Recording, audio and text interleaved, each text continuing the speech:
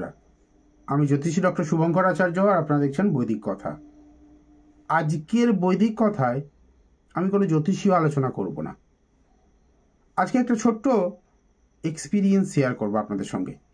হ্যাঁ, আমি জ্যোতিষী, তবে এটা বিশ্বাস করি ভাগ্য তখনই খোলে যদি আপনি চেষ্টা করেন। ফলটা তখনই পাওয়া যায় ভাগ্যর সাথে সাথে চেষ্টাটা থাকবে। এই কথাটা আমার প্রায় 22-23 বছর বয়স, যখন কিনা আমি সবে কেরিয়ার শুরু করছি। সেই সময় একজন বয়স্ক ব্যক্তি আমাকে বলেছিল, শুভঙ্কর, জীবনে ভাগ্য, চেষ্টা, তবে ফল পাওয়া যায়, তাই ভাগ্যের সাথে সাথে চেষ্টাটা করো।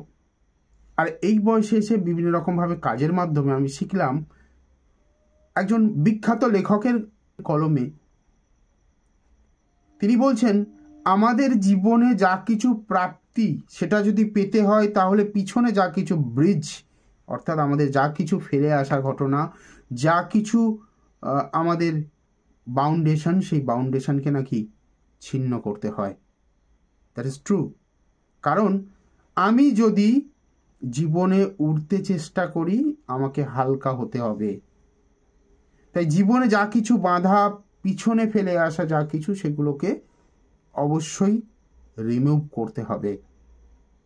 কে কি বলল, কে কি হয়েছে, তোমার জীবনে কজন তোমাকে দুঃখ দিয়েছে, সেইগুলো নিয়ে পড়ে থাকলে হবে না। তা সর্বদা আমি একটা কথা বলি, তাদেরকে গুরুত্ব দাও যাদের তোমার জীবনে গুরুত্ব আছে।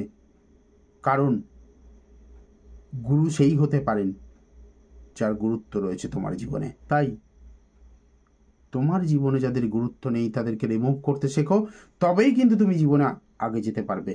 এবার কেউ যদি তোমাকে ইম্পর্টেন্স না দেয়, চাণক্য নীতি অনুযায়ী বলছে, যেখানে সম্মান নেই, যেখানে শিক্ষা নেই, সেখানে যাওয়া মূর্খামির কাজ।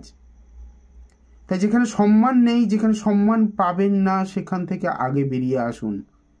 নিজের যোগ্যতাকে বড় করুন, নিজেকে এডুকেটেড করুন। আপনি আপনার ডেস্টিনেশন একদিন না একদিন হাসিল করতে পারবেন। তবে মনে রাখবেন, যদি জীবনে কিছু করতে চান, তাহলে আপনাকে আজকের বলা এই কোটেশনটাকে সর্বদা মনে রাখতে হবে। ঠিক এইভাবে, I will burn all bridges behind me and stake my entire future on the ability to get what I want. তাই আমি আমার জীবন থেকে সেই সমস্ত বাধা, সেই সমস্ত ব্রিজ, সেই সমস্ত ফেলে আসা দিনগুলোকে মুছে ফেলবো, রিমুভ করে ফেলবো, পুড়িয়ে ফেলবো, যেগুলো কিনা আমার জীবনে বাধা হয়ে দাঁড়িয়ে রয়েছে। সেই সমস্ত বিষয়গুলির প্রতি আমি বেশি করে মনোনিবেশ করব, যেগুলো থেকে আমি জীবনে বড় কিছু পেতে পারি, আমি জীবনে আমার আশাটাকে পূর্ণ করতে পারি। তাই বন্ধুরা, আজকের পর থেকে নিজেরা সিদ্ধান্ত নিন। জ্যোতিষীর কাছে তো আসতে হবে, জ্যোতিষীর পরামর্শ নিতে হবে, সেটা আপনার ডিভাইন আশীর্বাদ বা ডিভাইন গ্রেসটাকে পাওয়ার জন্য, আপনার সাকসেসের পথটাকে আরও একটু আগিয়ে দেওয়ার জন্য, কিন্তু কখনোই এমন কিছুর জন্য নয় যেটা কি না আপনাকে স্বপ্নের মতো লাগে। জ্যোতিষী কোনো দিন ভাগ্য বদলাতে পারে না, ভাগ্য গড়তে পারে না। যা কিছু করতে হবে আপনাকেই করতে হবে। তবে জ্যোতিষী সঠিক রাস্তা দেখাতে পারেন, যদি তিনি শিক্ষিত জ্যোতিষী হন। ভালো থাকবেন।